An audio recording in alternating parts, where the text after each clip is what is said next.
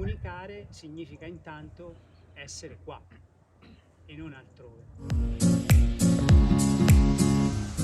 E allora ci giriamo intorno con movimenti sempre più piccoli. Se vogliamo lavorare col corpo, no? Perché il corpo è sempre lì, ma noi non siamo sempre. Quante tensioni ci portiamo dietro? Ognuna di queste tensioni definisce il modo in cui comunichiamo. E qui l'energia è uno scambio che arriva dall'ambiente. Allora vi propongo questo gioco nelle mie mani e la passo alla mia destra, ad Antonio, il quale Antonio la prenderà e la passerà alla sua destra. Lo fa così, la porge.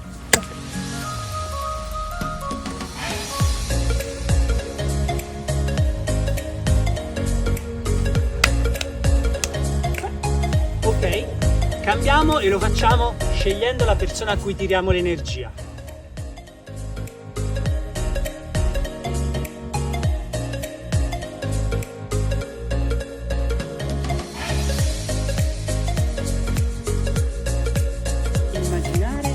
Gesto che possa esprimere questo perché, questo qualcosa che vi piacerebbe ottenere.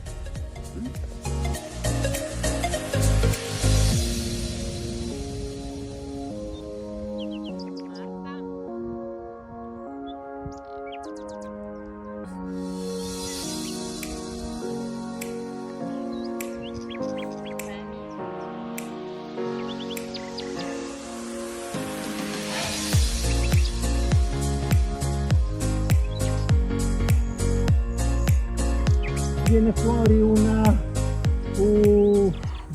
piatto,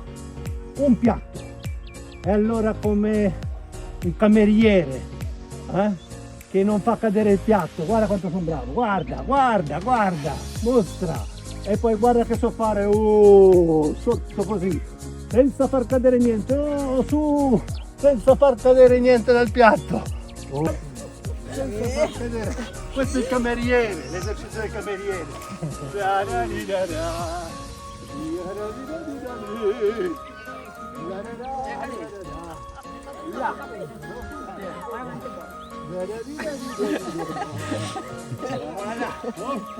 E adesso che ci facciamo questi piatti? Due facciamo. Siamo giudicati. Con la zuppa buona. Buonissima! Butta via!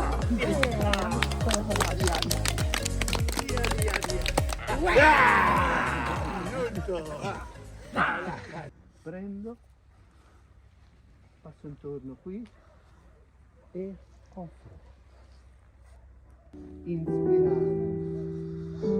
Espiro. Inspiro.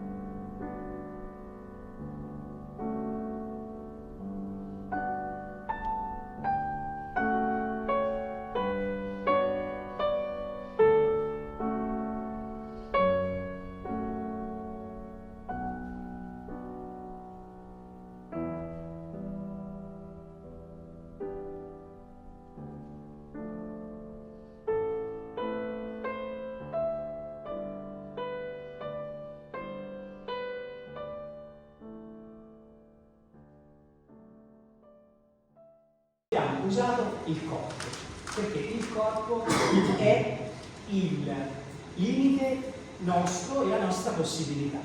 Quindi se vogliamo comunicare meglio, dobbiamo imparare ad usare il corpo in una maniera diversa rispetto a quella che abbiamo imparato fin qua. La presenza dell'attore vuol dire esserci. Appunto stare bene con se stessi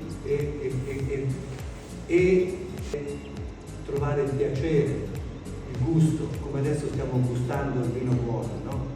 Il gusto di stare, gustare, guardare, no? Riacquisire, risvegliare i sensi, sentire con la pelle tutte le cose, no? E il corpo è una cosa molto, molto concreta. Perché se non sto bene, intanto se non sto bene qui, non sto bene nel corpo, quindi ogni tensione che posso avere nel corpo si riflette sulla mente e viceversa, no?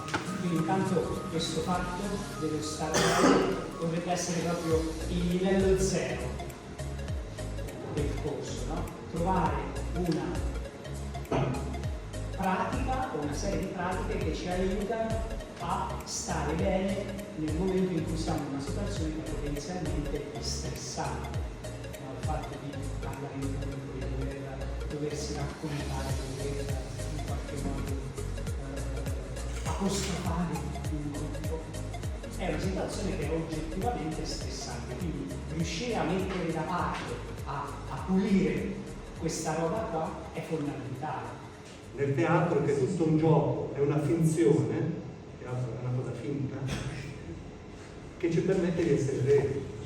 Questa è la bellezza del teatro, del gioco del teatro. Il passaggio successivo è quando in realtà scopri che nella libertà di esprimere quello che senti, prendi qualcosa, c'è anche una energia, c'è uno scambio, c'è un dare e un avere, e quindi questo è quello che ti consente di fare il passo in più, di dire ok, devo fare questa cosa, devo trasmettere una serie di contenuti, devo stabilire una serie di relazioni, comunicare con una serie di persone, ok, lo faccio in una maniera tale che mi dia libertà, cioè che mi aggiunga libertà, non che me la tolga, che mi dia energia, non che me la tolga.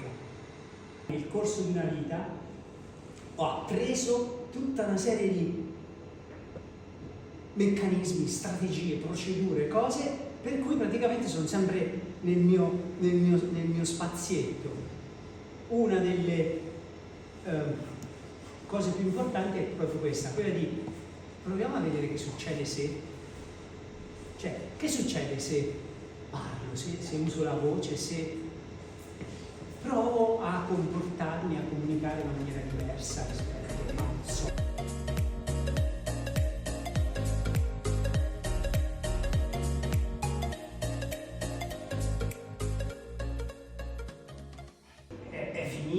L'ora, è finito il tempo dell'agricoltore che sta muto, zitto, piegato sulla sua zappa e dice 24 parole in croce, magari va a firmare il mutuo per i trattori, eccetera. Con l'associazione Libero Pensatore abbiamo fatto da molti anni diverse esperienze nel campo agricolo.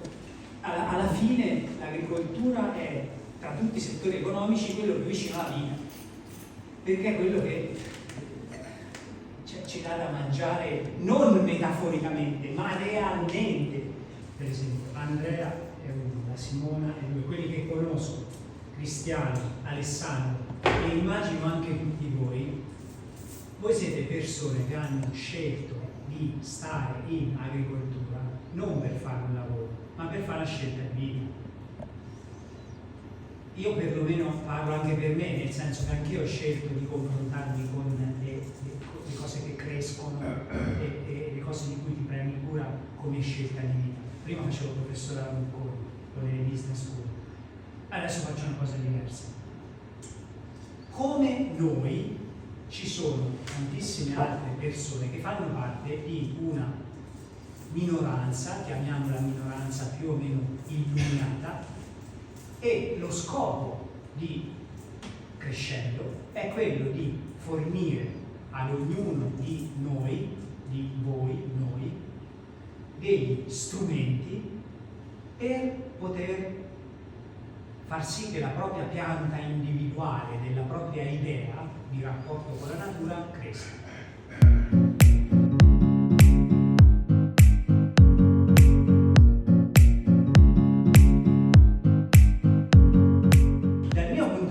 La sfida qual è?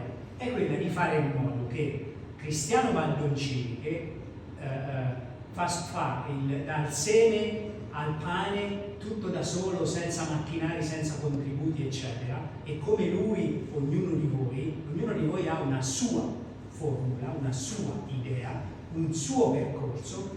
Il mio scopo è quello di far sì che nel momento in cui il vicino arriva e dice ma tu come fai a fare questa cosa? Me lo spieghi? Io c'ho un sacco di esperienza da accettare su questo. Appunto. Quindi il mio scopo è quello di far sì che ognuno di voi abbia la voce sufficiente per poter far sì che se c'è qualcuno che deve evitare, beh, che siate voi che lavorate con un'idea di rapporto con la natura che non è quella dell'industria, che non è quella dei megatrattori, che non è quella del lavorare per i banchi.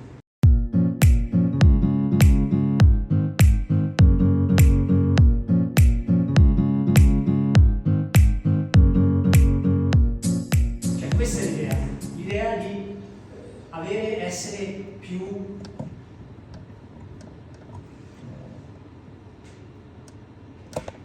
questo gesto qua, non lo so come più luminosi. Già ognuno di voi ha una sua luce, una sua luminosità. Il tentativo è quello di mettere a disposizione degli strumenti in più per far sì che collettivamente ci sarà visto che stiamo vivendo un momento in cui si sta ridefinendo tutta l'agricoltura nel continente, poi il programma Erasmus da questo punto di vista è uno, se non il più importante investimento della Commissione europea nella formazione su una serie di temi nei quali possiamo e dobbiamo entrare, perché sono i temi della cittadinanza, i temi della natura, della sostenibilità, eccetera. Anche qui sostenibilità, parola orribile che non vuol dire niente, però giochiamo nel definire che cosa vuol dire questa sostenibilità. Io mi sento di dire questo, insomma, da questo punto di vista. Comunque ci sono una serie di informazioni che vi vorrei dare concrete sul come funziona, come funzionerà crescendo, così almeno poi la finisco di fare tutto sto bla bla bla, e ve le passo in maniera tale da darvi un quadro più completo possibile. Il mio obiettivo è quello di arrivare a trovare 8 partecipanti che intraprendano questo viaggio con noi.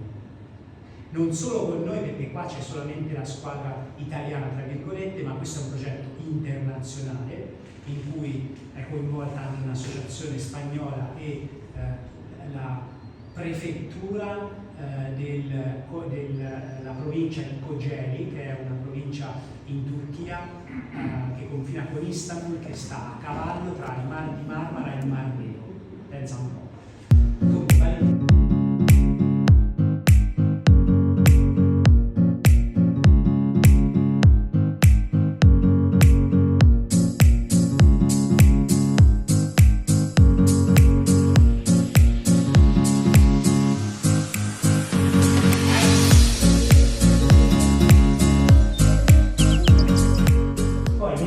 Nella primavera del 2025 faremo un evento finale ufficiale in chiusura del progetto, dove inviteremo l'autorità, chiameremo giornalisti, faremo un po' di bandage, con l'idea anche di sperimentare dal vivo quello che abbiamo imparato. Quindi sarà un'occasione per ognuno di voi di raccontarsi di fronte a un pubblico, diciamo così, ufficiale.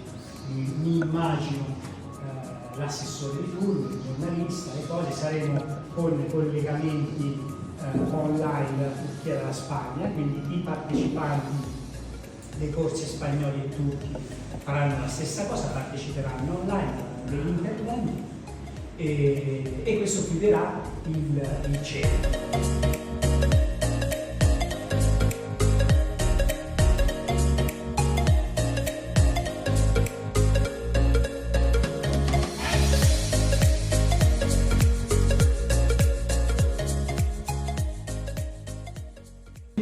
Come iscriversi a Crescendo? Il modo più semplice è adesso, venire qua. Se invece volete prendervi del tempo, c'è tempo fino al 15 febbraio. Se non lo avete fatto, chiedetemi la brochure che ha tutte le indicazioni, le cose eccetera, se non l'avete ancora vista. Quello che vi chiedo è di mandare una breve autopresentazione in video, tema libero, qualunque cosa voi volete, per presentare voi stessi in video. Anche se avete cose già fatte, questo ci servirà ovviamente per avere già un'idea di chi siete, che cosa fate, come comunicate. Con un semplice cellulare, magari una persona che sta lì, vi potete fare una cosa sia personale che anche semplicemente della vostra azienda, non è che necessariamente deve essere buongiorno, io mi chiamo, eccetera. Quello che vi va, libertà assoluta, massimo 3 minuti. E questo è quanto, l'indirizzo è associazione@pensatore.it.